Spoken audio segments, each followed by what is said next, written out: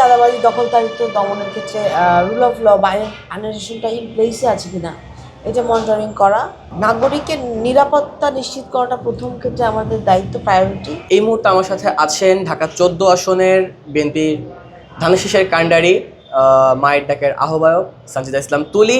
আজ আমরা কথা বলবো তার সাথে। প্রথমে আপু জানতে চাইবো কেমন আছেন? আলহামদুলিল্লাহ ভালো, থ্যাংক ইউ।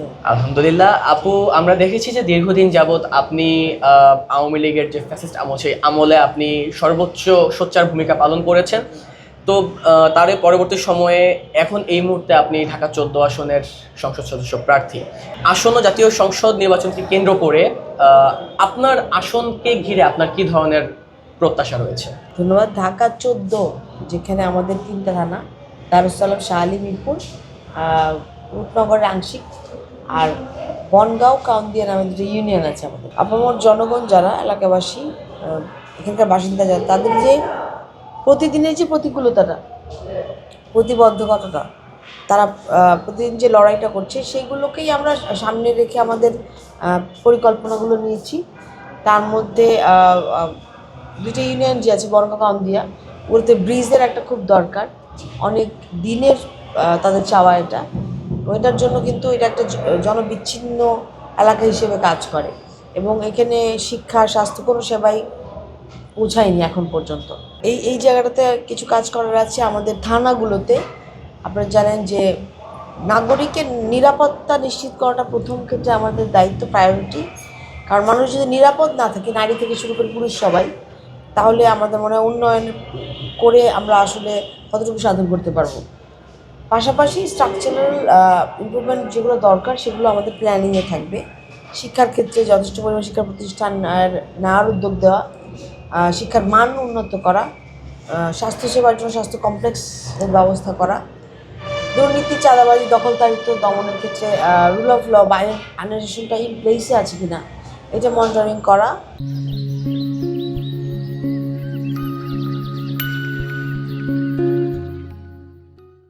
এবং এগুলোর জন্য যে সমস্ত আইনগুলোর দরকার সেগুলো নিয়েই তো আমাদের কাজ হবে ইনশাল্লাহ মনোনীত হলে সংসদে। মাদকের ব্যাপক একটা প্রভাব প্রচার শুরু হয়েছে, সেখান থেকে আমাদের তরুণ সমাজকে রক্ষা করতে হবে এবং এটাকে একদম আমরা জিরো টলারেন্সে রেখেছি অন্যায়গুলোকে। এবং এই ক্ষেত্রে কাউকে প্রিভিলেজ দেওয়া হবে না, কেউই যে কোনো দলেরই হন না কেন, যে কোনো মতেরই হন না কেন, এই ক্ষেত্রে আমরা জিরো টলারেন্স রাখবো।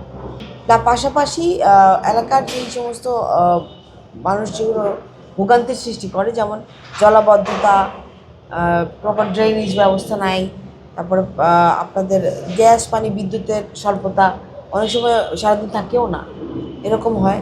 তো সেই জায়গাগুলোতে আমরা কি করতে পারি, বড় পদক্ষেপগুলো নেওয়ার আছে সকলকে সাথে নিয়েই। আর এর পাশাপাশি আমাদের যেই অনেকগুলো রাস্তার কাজ বাকি রয়ে গেছে, এমনি চলাচলের দুর্ভোগ আপনারা জানেন, তার পাশাপাশি যে জায়গা দখল করা, ফুটপাত দখল করার পরে এইখানে যে চরম একটা যানজটের সৃষ্টি হয়, জনভোগান্তির সৃষ্টি হয়, স্কুল যাওয়ার সময়, অফিস যাওয়ার সময়, সবটা সময় যেখানে যাই সবাই এই কথাটা বলে। বর্ষাকালে কিন্তু পানি জমাট বাঁধার একটা বিষয় থেকে যায়। আর কয়েকটা খাল আছে এখানে, খালগুলো বন্ধ, আবার কিছু জায়গায় যে প্রপার ড্রেনেজ ব্যবস্থা যেটা সেটা নাই। তো এই জিনিসগুলোকে ইমপ্লেসে আনতে হবে আমাদেরকে, প্রপার ট্রাফিক ম্যানেজমেন্ট সিস্টেম এটাকে ইমপ্লিমেন্ট করা।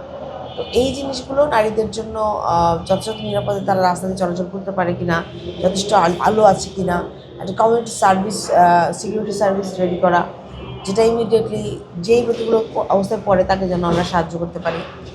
কমিউনিটি কাউন্সেলিংয়ের একটা ব্যবস্থা করা, যেখানে যারা মাদক আসক্ত হয় বা সমাজের বিভিন্ন ক্ষেত্রে যারা বাধার শিকার হয় তাদেরকে আমরা কীভাবে কাউন্সেলিং করতে পারি। তরুণদের জন্য বিভিন্ন খেলার মাঠ থেকে শুরু করে বিভিন্ন ব্যবস্থা করা, যেন তার মাদকের দিকে না ঝুঁকে।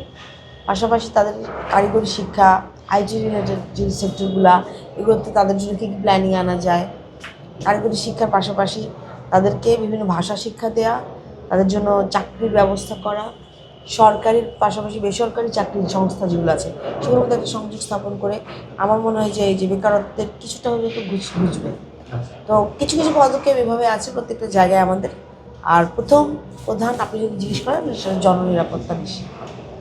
আমরা দেখেছি যে বর্তমানে 5 আগস্ট পরবর্তী সময়ে বাংলাদেশের নারীদের উপরে একটা মানে প্রকোপ আকারে সহিংসতার বিষয়গুলো সামনে এসেছে। হ্যাঁ। তো এই জায়গা থেকে আসলে আমরা দেখি যে আমাদের যারা মা বোনেরা রয়েছেন, স্কুল কলেজে পড়ুয়া যে সকল মেয়েরা, বিশেষ করে উঠতি বয়সের নারীরা এটার শিকার বেশি। তো সেই ক্ষেত্রে আসলে আপনার আসন থেকে আপনি কতটুকু নিরাপত্তা দিতে পারবেন বলে আশা করতেছেন? এটাই আমরা বললাম যে জননিরাপত্তার ক্ষেত্রে নারীদের সহ সকল যে ছাত্রীদের বলেন, পুরুষদের বলেন, সকলের ক্ষেত্রে আমরা একদম জিরো টলারেন্সে থাকি।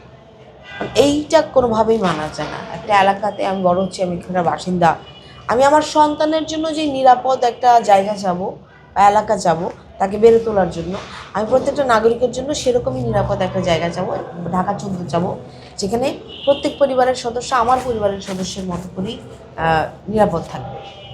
আচ্ছা আপা, আমরা দেখেছি যে সাধারণত সাধারণ জনগণ যারা, তারা জনপ্রতিনিধিদের কাছে তাদের অনেক প্রত্যাশা থাকে, কিন্তু একজন জনপ্রতিনিধি হিসাবে সাধারণ জনগণের কাছে আপনার প্রত্যাশা কি? সাধারণ জনগণের কাছে আমার সবচেয়ে বড় প্রত্যাশা যেটা হবে যে আস্থা ও বিশ্বাস সমর্থন তাদের, সেটা চাওয়া। কারণ ফেব্রুয়ারি মাসে আমাদের ইলেকশন, 12ই ফেব্রুয়ারি। আর ফেব্রুয়ারি মাস যেখানে আমরা ভাষার জন্য লড়েছি, বাংলা ভাষার জন্য। ফেব্রুয়ারি থেকে 71-71-এ বাংলা দেশের জন্ম হয়েছে মুক্তিযুদ্ধের মাধ্যমে। তো এই সময়টাতে আমার মনে হয় বাংলাদেশের পক্ষের শক্তি হিসেবে বাংলাদেশ জাতীয়তাবাদী দলকে, ধানের শীষকে আমি সকলকে বলবো ভোট দিতে।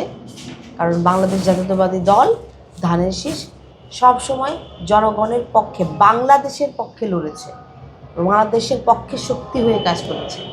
আমরা চাবো সামনের বাংলাদেশটা যেন এই সকল মানুষকে নিয়েই গঠিত হয়। নির্বাচনে কোনো শঙ্কায় আছেন কিনা? নির্বাচন নিয়ে শঙ্কা কিছুটা তো আছেই, ছোটো ছোটো ভেজাল যেগুলো হচ্ছে বিদ্রোহী যারা আছেন তাদের কারণে, ছোটো ভেজাল হচ্ছে সোশ্যাল মিডিয়া প্রোপাগান্ডা করার কারণে, যেটা আপনি বললেন মেয়েদের জন্য কী কী হ্যারাসমেন্ট হচ্ছে। এটা আমি না শুধু, আমি তো রাজনীতিতে আসার পরে আমার মনে টার্গেটেড বেশি হচ্ছে, বাট সাধারণ পাবলিকও কিন্তু এটার থেকে নিস্তার পায়। তো সেই জায়গা থেকে আমার মনে হয় এই গড বাহিনীর এই কালচার রিমুভ করা উচিত এবং এটা অতি সত্ত্বর কোনো ব্যবস্থা গ্রহণ করা উচিত। আচ্ছা, আমরা যতদূর জানি প্রতিপক্ষ কেউই দুর্বল নয়, তবে আপনার প্রধান প্রতিদ্বন্দ্বী আপনি কাকে ভাবছেন? আমি মনে করি বাংলাদেশের পক্ষের শক্তি হিসেবে ধানের শীষ একটাই মার্কা, জনগণের জন্য একটাই মার্কা। এখানে আর কোনোটাকে আমি আমার ধানের শীষের পর্যায়ে ভাবি না। ধন্যবাদ। দর্শক, আসলে কথা বলছিলাম ঢাকা 14 আসনে যিনি সংসদ সদস্য প্রার্থী বা মনোনীত প্রার্থী, যিনি ধানের শীষের ক্যান্ডিডেট সানজিদা ইসলাম তুলির সঙ্গে, এবং জানতে চেষ্টা করছিলাম আগামীর যে নির্বাচন, সেই নির্বাচন পরবর্তী সময়ে তার যে দেশের জনগণের প্রতি বা তার আসনে তার যে সকল জনগণ তাদের জন্য তাদের করণীয়। দর্শক, বাংলা নিউজের বিশেষ আয়োজনে সকলকে স্বাগতম জানিয়েছিলাম, তবে ঘড়ির কাঁটা বলছে যেতে হবে, এবং তারই সাথে আবারও ধন্যবাদ জানাতে চাই সানজিদা ইসলাম তুলিকে, যিনি ঢাকা 14 আসনের সংসদ সদস্য মনোনীত প্রার্থী বিএনপির পক্ষ থেকে। পরবর্তীতে আবার নতুন করে তার বিভিন্ন বিষয় নিয়ে আমরা আপনাদের সামনে হাজির হব। ততক্ষণ পর্যন্ত সকলে ভালো থাকুন, সুস্থ থাকুন, সুন্দর থাকুন। আপনাদের সাথে ছিলাম আমি জহিরুল ইসলাম রাতুল, বাংলা নিউজ 24।